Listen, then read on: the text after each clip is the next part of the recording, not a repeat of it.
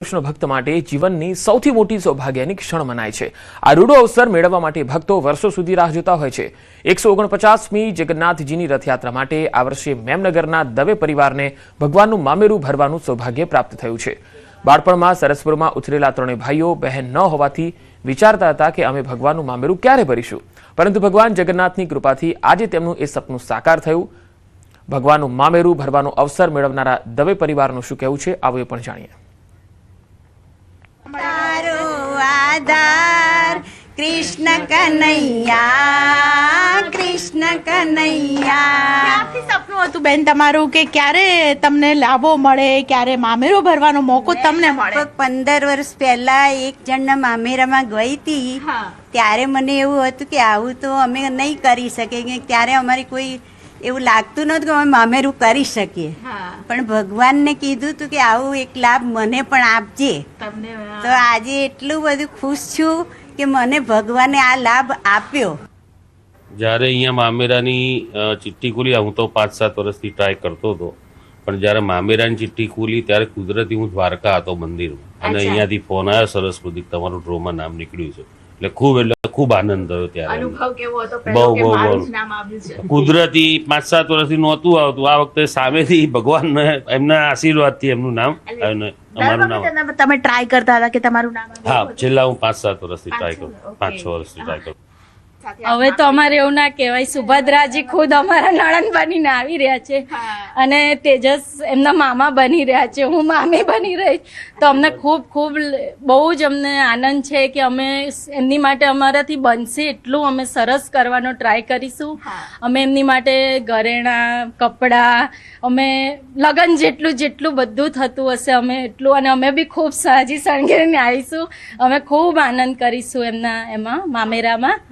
એટલે અમારા એ ઘરે છે ને પહેલા જ ભગવાન આવી રહ્યા છે, પહેલું જ મામેરું થઈ રહ્યું છે, અમે પછી જઈશું। અને એમ પ્રવેશ તમે પહેલા નથી કરવાના? ના, પહેલા જ ભગવાન કરશે। ભગવાન આખો દિવસ આખી રાત રહેવાના છે, અને એમના દર્શન માટે જે બી ભાવિ ભક્તો આવવાના છે એમને માટે બી એમને તકલીફ ના પડે એટલી તૈયારીઓ અમે ત્યાં કરી રહ્યા છીએ અને કરવાના છીએ। અમદાવાદમાં 16 જુલાઈએ ભગવાન જગન્નાથની 149મી રથયાત્રા નીકળશે। અષાઢી બીજના પાવન પર્વે નીકળનારી ભગવાન જગન્નાથની રથયાત્રાને ધ્યાનમાં રાખીને અમદાવાદ ક્રાઇમ બ્રાન્ચ અને સ્થાનિક પોલીસ દ્વારા સુરક્ષા વ્યવસ્થા સઘન કરાઈ છે। રથયાત્રાના સમગ્ર રૂટ પર શાંતિ અને કાયદો વ્યવસ્થા જળવાઈ રહે તે માટે ધાબા પોઈન્ટ પર વિશેષ પેટ્રોલિંગ અને ડ્રોન સર્વેલન્સ હાથ ધરવામાં આવી રહ્યું છે। જગન્નાથ મંદિર અને આસપાસના સંવેદનશીલ વિસ્તારોમાં ડ્રોન સર્વેલન્સ સિસ્ટમ અને વજ્રવાહન દ્વારા પેટ્રોલિંગ કરાઈ રહ્યું છે। રથયાત્રા દરમિયાન સંવેદનશીલ વિસ્તારો, ધાબા પોઈન્ટ્સ અને યાત્રા માર્ગ પર સતત નજર રાખવા આધુનિક ટેકનોલોજીનો ઉપયોગ પણ કરવામાં આવશે। ક્રાઇમ બ્રાન્ચ દ્વારા આગામી રથયાત્રા માટે 50 જેટલા ડ્રોન, 5 એન્ટી ડ્રોન સિસ્ટમ તથા અનેક પ્રકારનું કાયદો અને વ્યવસ્થા ના જળવાય તે માટેની તમામ બંદોબસ્ત ગોઠવવામાં આવેલ છે। જગન્નાથજીની 150મી રથયાત્રા પૂર્વે અમદાવાદ ક્રાઇમ બ્રાન્ચ દ્વારા કાયદો અને વ્યવસ્થાની પરિસ્થિતિની સાથે ડ્રોન કેપ્ચરિંગ જે છે તે કરવામાં આવી રહ્યું છે। મહત્વનું માનવામાં આવે છે કે આસપાસના રથયાત્રાના રૂટ પૈકીના સંવેદનશીલ વિસ્તારમાં આ ડ્રોન થકી તમામ શંકાસ્પદ હિલચાલ જે છે તેની ઉપર નજર રાખવામાં આવી રહી છે। સાથે સાથે સ્પેશિયલ પર્પઝ વ્હીકલ વાન જે છે તેના દ્વારા પણ રથયાત્રાના રૂટ ઉપર તમામ તકેદારીના પગલાંના ભાગરૂપે આ વ્હીકલ ફરતું હોય છે, અને આખા રૂટ ઉપર જે પણ શંકાસ્પદ હિલચાલ દેખાય તો તેની ઉપર મોનિટરિંગ કરી અને કાયદેસરની કાર્યવાહી માટે તત્પર રહેતું હોય છે। આ જ પ્રકારે કોઈપણ શંકાસ્પદ હિલચાલની સાથે સાથે ડ્રોનની સાથે જે સ્પેશિયલ જવાબદારી ક્રાઇમ બ્રાન્ચને સોંપવામાં આવતી હોય છે તે રથયાત્રા પહેલાં જ તેની તમામ તૈયારીઓ જે છે તેને આખરી ઓપ આપવામાં આવી રહ્યો છે। કેમેરામેન અમિત શર્મા સાથે મૌલિક દામેચા, ન્યૂઝ 18 ગુજરાતી, અમદાવાદ। મુખ્યમંત્રી ભૂપેન્દ્ર પટેલે ગાંધીનગર ખાતેથી પોલિયો રસીકરણનો શુભારંભ કરાવ્યો। સેક્ટર 20 મંત્રી નિવાસસ્થાન ખાતે આવેલ કોમ્યુનિટી હોલ ખાતેથી પ્રારંભ કરાવ્યો। 83 લાખથી વધુ બાળકોને રસી આપવામાં આવશે। 0 થી લઈને 5 વર્ષના બાળકને રસી પીવડાવાશે। 32,997 પોલિયો બૂથ પરથી આ રસી આપવામાં આવશે। 6,599 આરોગ્ય અધિકારી અને કર્મચારીઓ આ કામગીરીમાં જોડાશે। મુખ્યમંત્રી ભૂપેન્દ્ર પટેલની સાથે આરોગ્ય મંત્રી પ્રફુલ પાનસેરિયા પણ હાજર રહ્યા। પૂરા ગુજરાતની અંદર આજે બૂથ લેવલ પર અને 2 દિવસમાં ઘરે જઈને તમામ 0 થી 5 વર્ષના બાળકોને આ પોલિયો રસી પીવડાવવામાં આવશે। અંદાજે 0 થી 5 વર્ષના આ બાળકો 82 લાખ બાળકોને આ 3 દિવસની અંદર પોલિયોના ટીપા પીવડાવવામાં આવશે. બનાસકાંઠાના વાવ થરાદ પંથકમાં જમડા ઈઠાડા ડિસ્ટ્રિક્ટ કેનાલની નબળી કામગીરીને લઈને સ્થાનિક ખેડૂતોમાં ભારે રોષ છે.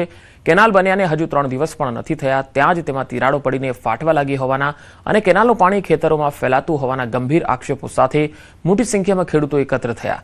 ખેડૂતોનો આરોપ છે કે અધિકારીઓ અને કોન્ટ્રાક્ટર દ્વારા હલકી ગુણવત્તાનું કામ કરવામાં આવ્યું છે, તેમની રજૂઆતો સાંભળવામાં નથી આવતી.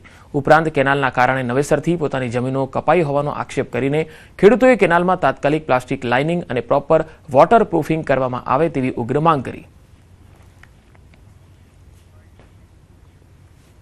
કોમ કરો તો વોટરપ્રૂફ કરો ને હરખું કરો એટલે 10-15 વર્ષ ધોવું ન પડે. ત્રણેય વર્ષે નવું કોમ ચાલુ છે, રિપેરિંગ કરીને જતા રહે છે, કોમમાં કોઈ ઠકાણું નથી. આજ કોમ ચાલુ કર્યું છે તો હજી તિરાડો તો પડવાનું ચાલુ થઈ ગયું છે. અમારે જે ઈટાટા માઇનોર કેનાલનું કોમ ચાલુ છે એમાં વારંવાર આ કોમ ચાલુ કર્યું એમાં તિરાડો પડે છે અને કોમ સારું કરતા નથી, એટલે અમારા ખેતરો બગડી રહ્યા, સરવણી થઈ રહ્યા. એટલે અમારે એક જ માંગ છે કે વોટરપ્રૂફ કેનાલ બનાવે તો અમારે જમીનમાં સરવણી થાય નહીં, એના માટે અમે ભેગા થયા. મધ્યપ્રદેશમાં ભારે વરસાદ બાદ સ્થાનિકોને હાલાકી પડી રહી છે. બુરહાનપુરના ગાગરલા દાલમહુ પુલ પર ગામજનો જીવના જોખમે પાણીનો પ્રવાહ પસાર કરવા મજબૂર છે. આ તસવીરો જુઓ. ભારે વરસાદથી પુલ સંપૂર્ણપણે ડૂબી ગયો છે. લાચારી લોકોને જોખમી મુસાફરી સહન કરવા મજબૂર કરે છે. દર વર્ષે આવી પરિસ્થિતિ છે, છતાં કોઈ જ કાયમી ઉકેલ નથી. ગામજનો કહે છે પુલની ઊંચાઈ ઓછામાં ઓછી 5 ફૂટ વધારવાથી નોંધપાત્ર રાહત મળશે.